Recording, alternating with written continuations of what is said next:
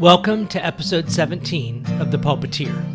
I'm your host, Eric Hepburn, and I'm glad to have you join us for today's episode.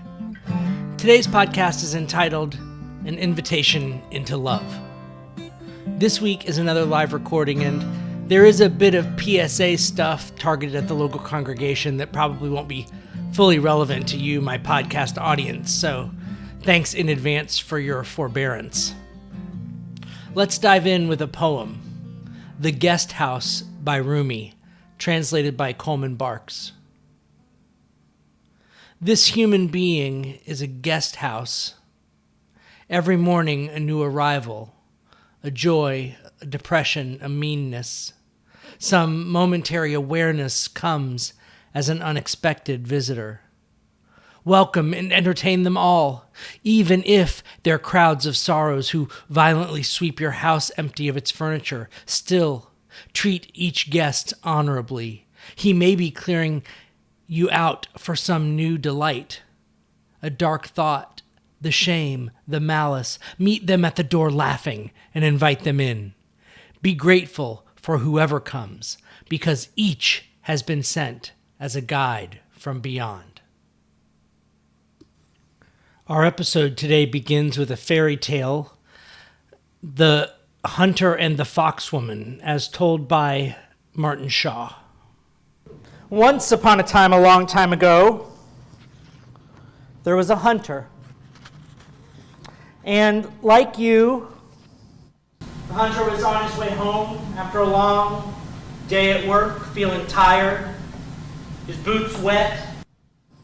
And he neared his cottage and he saw something that really frightened him.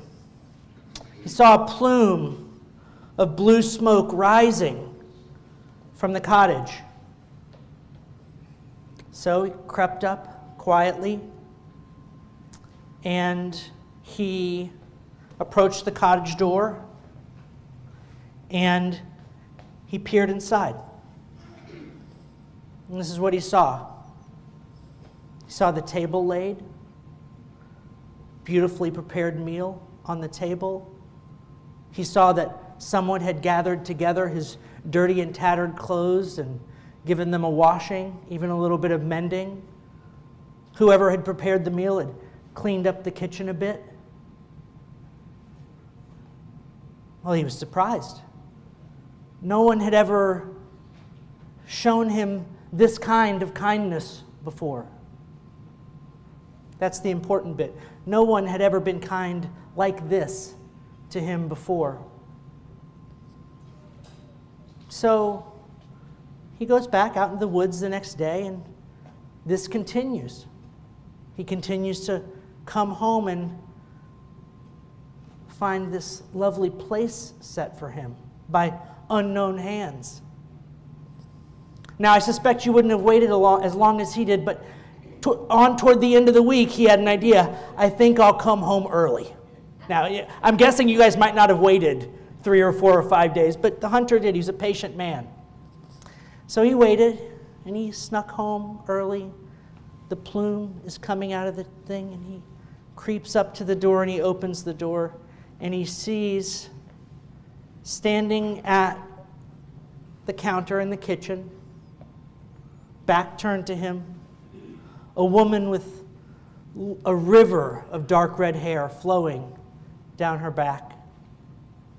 And he knows, as all hunters would know, that this is Foxwoman dreaming. She's part fox, part woman, part spirit of the forest. And she knows, as all women know, when you're being watched.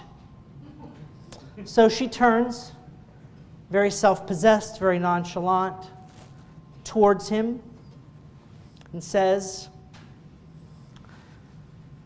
I will be the woman of this hut. Very flamenco. I will be the woman of this hut. Well, the hunter knows a good thing when he sees it. And he looks at her. The food, the clothes, a place that has been disheveled, starting to feel the touches of home, and he says, yes, Yes. And the night that they had that night was very sweet. You can imagine the little candle on the table, the partially empty bottle of wine, some good food.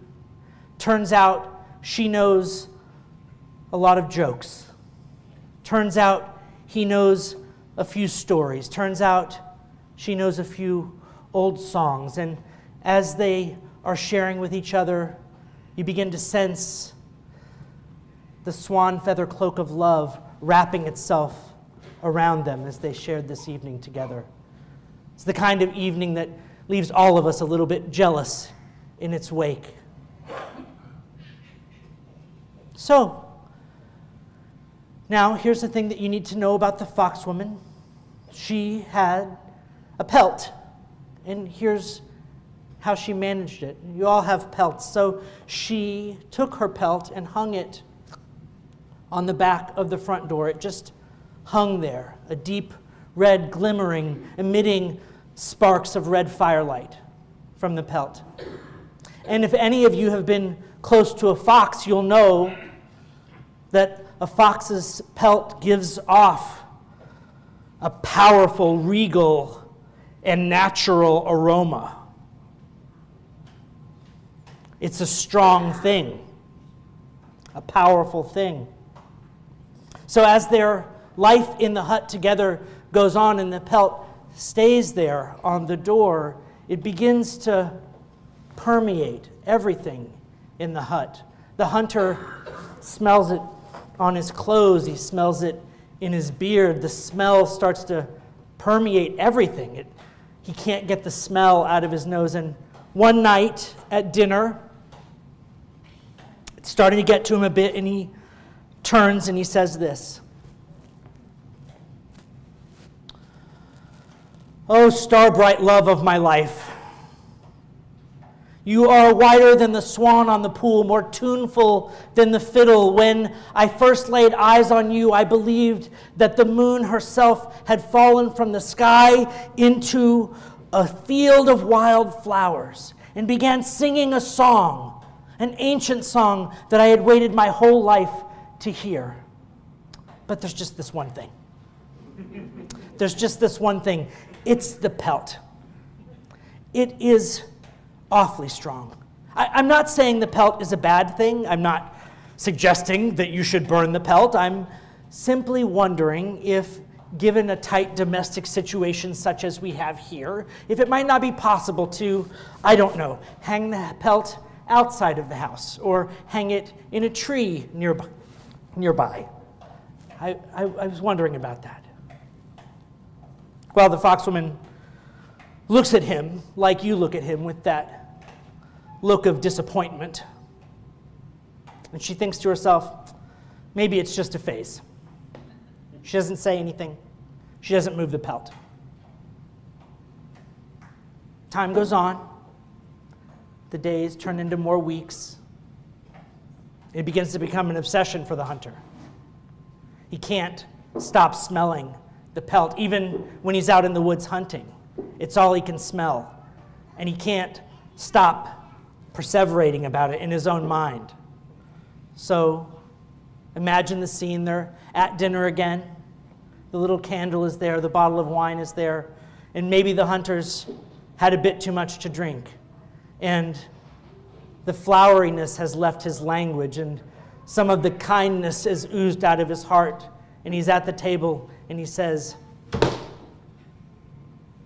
I told you once, get rid of the pelt.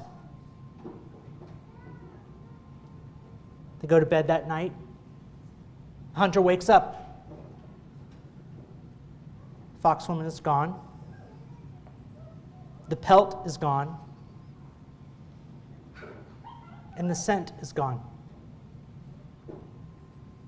And they say truly that to this day, the hunter stands in his doorway, lonely to the very marrow of his being, for the scent of the foxwoman. Lonely to the center of his being, for the scent of the foxwoman. That's the story. So, today we're, let's say, 1/3 PSA and 2/3 sermon. The PSA part of what we're doing today looks like this.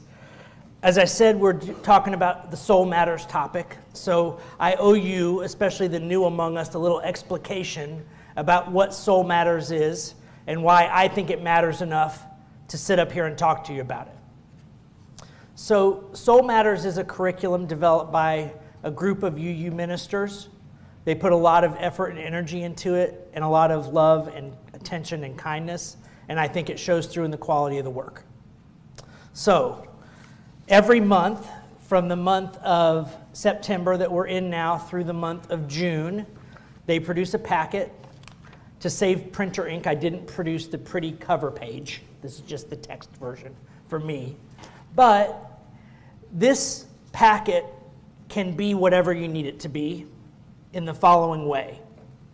If you get really caught up in the topic and want to spend your whole month down a rabbit hole, there is enough in this packet for you to do that. There are 3 full-length books referenced in this packet. There's probably 6 hours of YouTube videos referenced in this packet. There are 3 feature-length films referenced in this packet. There is a Spotify playlist of associated music referenced in this packet. There are, let me count, A, B, C, D, E, F. There are 7 different experiential embodied exercises that you're invited to possibly do. You're usually encouraged to only pick one of those 7, but there are 7 there. And then there's a list of 13 questions.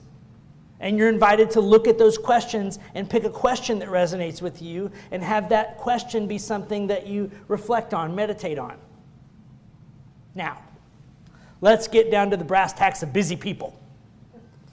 You can, as I have done many a week, and I've been doing Soul Matters curriculum since before the pandemic. I was running a group before the pandemic.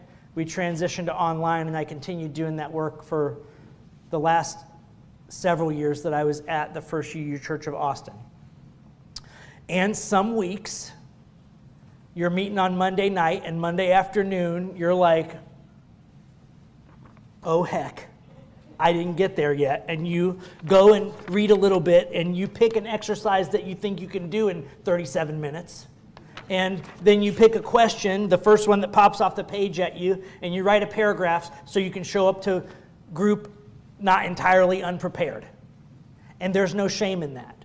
I just want to point this out. I'm making a little bit of self-fun about this. But you can show up to group like that. You know what? I can show up to group and I can carve out 1 hour, 2 hours before group to engage with this packet because that's the bandwidth that I have. You can still show up to group and get a tremendous amount out of it and out of your participation in it. Now, on the other hand, you could pick up the packet the moment you get out of your last meeting from the previous month, and you can do some of these amazing exercises. Now, I will tell you, as I said at the beginning, the story that I shared with you, that's right here, option B. Struggle with that story. And I hope I did the story enough justice that you see that there's quite a bit of meat there to be struggled over. So we'll talk about that a little more. But here's another one, just to give you a flavor of the thing. Here's another option. It's challenging you as a UU, perhaps a UU who had experienced being proselytized in ways that did not feel like kind invitations, to invite somebody to church. Oh, ooh, I don't know about that. Inviting people to church sounds like dangerous territory. Doesn't it? Isn't that the culture we live in? For us who self-identify as religious liberals, the idea of inviting other people to church feels like, I'm pretty sure there's a painted line on the floor, and that is on the other side of it. But what if, and this is what this is inviting you to do, what if it's not a, I think you're broken, we can fix you? What if it's not that at all? What if it's like, hey, as we've talked in the coffee break room over the last 3 years of working together, I've heard in you a hunger for community and a hunger for justice. And I wanted to share with you that this community that I'm a part of has helped be that for me. And it makes me curious about whether or not it might be able to be that for you too. That's a question only you can answer. But I want to invite you to come with me and see. Right? That's a really different kind of invitation. Just something to think about. All right. So let's see. There was one other one. Here's my other favorite thing about Soul Matters. Now, the 7th exercise and the 13th question are always the same. And it sounds something like this. I'm not really reading from it. I'm ad-libbing. If I missed you in my first 6 guesses, make up your own thing. Right? If you read an invitation to love, and then you read the six prompts or the 6 exercises and the 12 questions, and none of them really resonated with the heart of what that evoked for you, please tell us. Tell us, your fellows in this group, how this invitation landed for you in a way that was different than what we thought of. Please use your creativity and your imagination and answer to this calling of your own spirit in response to these prompts and these ideas and these quotes and all the material that's here. That's my PSA. So, later in this week, if you are on the church's mailing list or registered as a member of the church, you're going to get an email from me, and it's going to invite you to say whether or not you're interested in being in a small group this coming year. That thing I'm going to send out is the definitive, please opt in or out. You can reply to it and ask any questions that I don't answer in the email, and I will do my best to answer them. Maybe I'll have a one-on-one phone call with you. We'll figure it out. But I'm going to use the data from that survey to figure out how we're going to do small groups this year. Okay? I've had meetings with the small groups leaders. We've got kind of a back-of-the-napkin strategy plan. I know I've got some members in the audience who would like to do at least one group that's maybe not a Soul Matters group, but more of a science fiction reading group. So I'll include at least enough back-of-the-napkin sketching on that. So if that's something you're interested in, you could say, ooh, that sounds interesting. Okay, last line of the PSA. Small group ministry is a way that you build relationship with one another that you cannot do just over coffee. It's intentional. You're learning how to listen, how to really show up and be a good listener, how to not think about what you're going to say next when you're not speaking. Oh, I don't know about you. It took me years of practice to even start to feel like I might have some competence in this area. But it's structured in such a way to help you practice those things that you can admit are important, but maybe you haven't found a way to practice them. And we don't get better at these important things without practice. So, and when you stop to really listen to the people in your group, you get to know them deeply. And that deep knowing, I used to say this when I was doing organizational performance and management work. Look, you can't wait until a disaster happens to develop the relationships you need to manage the disaster. You have to do the relationship building work up front. Those relationships have to be there as a precondition for being ready for crisis. The relationship is what you call on when the proverbial feces hits the fan. You can't wait until it's spinning around the room to decide, oh, you know what I need some buddies. I'm going to need some friends for this, to clean this up. That's not the moment. The moment was before The feces was in the catapult even. You build the relationships. Hey, I just want to know that you're in this with me just in case. Just in case something happens. Are we in this together? But that is not enough. Like, I can do that over coffee. Are we in this together? But I don't understand why we're in it together until I really take the time to get to know you and understand, where are you in your struggle in life? What is it that brings you here? What is it that your soul is calling you to in this life that we're in together? And this is a place where you will have the honest, earnest opportunity to learn that about one another. And that's why I encourage it. And that's why I think it's important. And that's why, to be honest, it's an important part of the way that life has trained me to be able to show up here and do what I do.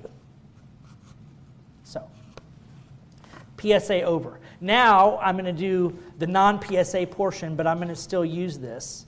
I'm going to use this as a prompt for going deeper in a sermon on this topic of love and invitation.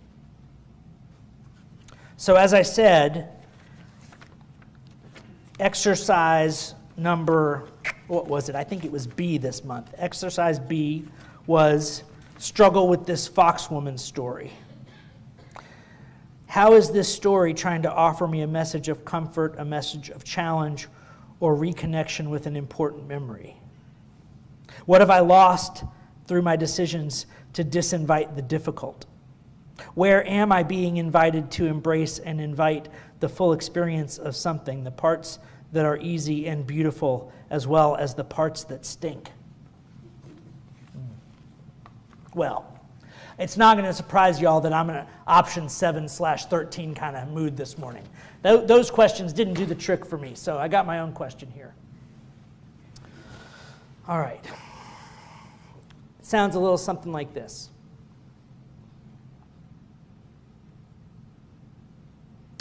We like to think of love as a tame thing. When I invite love in, it's going to feel good. I'm going to be comforted. And if the singers are right, it's going to make my life easier. Isn't that the story we get from the culture? Oh, if you have to work that hard, maybe it's not true love. Y'all heard that? You've heard that toxic message before? If you have to work that hard, maybe he's not the right one. Maybe she's not the right one. If it's so hard. This is a toxic message, folks. I'm calling it out in front of you because it is so toxic. And because its repetition passes as conventional wisdom out there in the culture. I'm going to bring in some words from one of my mentors, Stephen Jenkinson. The love of the lovable thing is no feat. It is no feat to love a newborn puppy that you just brought home. That thing oozes lovability. There's no effort on your part. It's like saying I slid all the way to the bottom of the slip and slide. Yes, you did. Did you step on it? Okay, yeah, inevitable consequence. No effort on your part. There was no work involved in getting to the bottom of the slip and slide. Just the decision to step on. Loving the lovable thing is no great feat. Now, loving the incontinent, drooling, gray-haired dog who's on the verge of whether euthanasia is a kindness or not, that's hard. That is the shoulder of love put to the grindstone of work and life. Loving your partner when you're in the honeymoon phase and everything is easy and great and smooth is no great accomplishment. But for those of you who've been in relationships for a while, it ain't all that smooth. There are moments that test you. There are periods in your life and relationship that test you together. Those are the moments where you earn that love. I'll tell you a personal story. I had always thought of my stepdad's love for my mother as being a little bit shallow. And I'm going to redeem him. My mom is long gone, but my stepdad is still alive, and this is not an indictment of him in any way. This was about my preconceptions about having a stepdad who came into my life at 13 and just, dealing with not understanding how different people are in the universe. But any doubts that I had were radically shifted when my bedridden mother dying of brain cancer, when I watched him come in and turn her and change her diapers and care for her. You see, it wasn't the fun moments that they had riding motorcycles up and down the coast or doing any of the other number of things that they did that they enjoyed doing together. That wasn't the moment that I knew his love for her was real. You follow me? The moment that I knew how deep it was when I saw a man who would refuse to eat vegetables some nights at dinner change a diaper on an adult woman. That's when I knew how deep it was. And that wasn't a lesson for him. He had learned that lesson. That lesson was for me. So,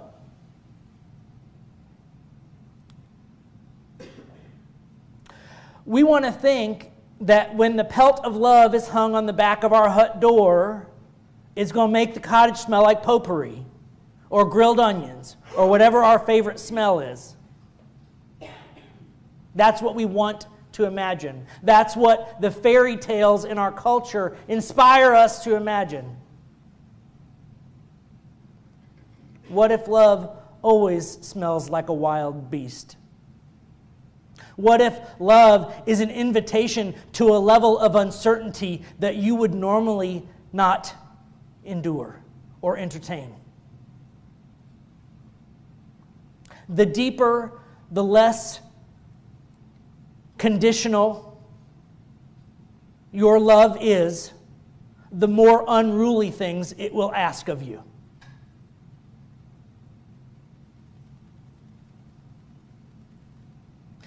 Love is not here for your comfort.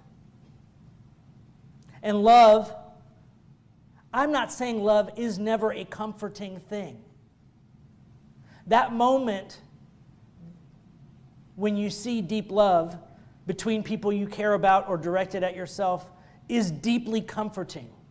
To know that you are seen, to know that you are loved for you.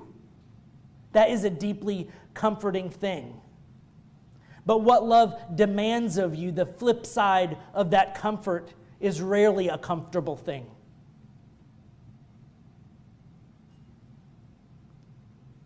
It smells like an adult's diaper. It looks like that moment when you're petting that old, blind, drooling dog and wondering which path is more kind in this moment.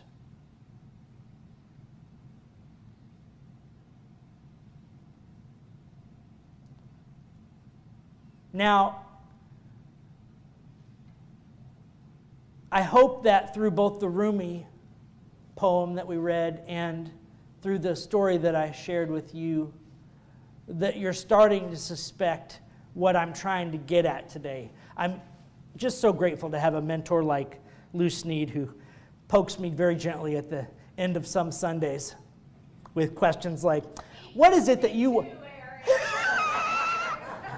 All right, now. The best love is mutual, but it's not always gentle or comfortable. What is it that you wanted us to get out of this today? Okay, well, I'm going to be proactive today. What I want you to get out of this today is that this invitation into a deeper practice of love, I don't want you to walk into it with false expectations that we are inviting you to a kumbaya celebration. Although there will be nights like that. Amen. There will be nights when celebrating our love with each other and it's overflowing in our lives and feeling the ecstasis of that will be the center. That will happen. And there will be days when you are asked to put that love to the grindstone. There will be days when you are asked to open your door or your heart or your wallet to a moment or a person or a situation that you're not comfortable with. I'm going to use a dumb example. And this is, y'all know that I'm not about shame, and this is not about that. But Michelle was talking today about getting driver's license. And when that conversation came up in this church a few months ago, I heard a lot of, well, does that, if we let them use the church's address as their address, might that adversely affect us in some way? Could it affect our insurance rates? Could it do this? Could it do that? Could it? This is what I mean. Sometimes in the course of loving,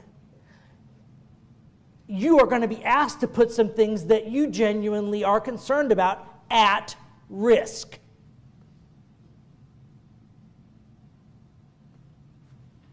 Are you feeling me?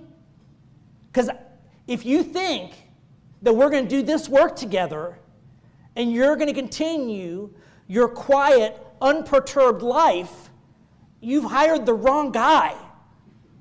I'm just saying straight up, like, I am going to push you to go to the next thing that asks you to move into a space where, yeah, maybe the corrupt insurance industry is not going to approve of the decision you just made. Yeah, maybe they're not. Are they your morality, or is love your morality?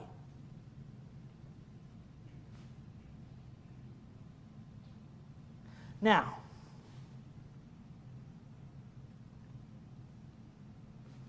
I'm going to read you one other thing here.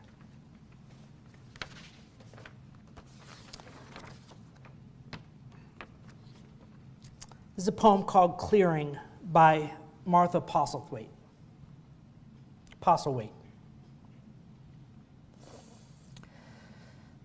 Do not try to save the whole world or do anything grandiose. Instead, create a clearing in the dense forest of your life and wait there patiently until the song that is your life falls into your own cupped hands and you recognize it and greet it. Only then will you know how to give yourself to this world so worthy of rescue.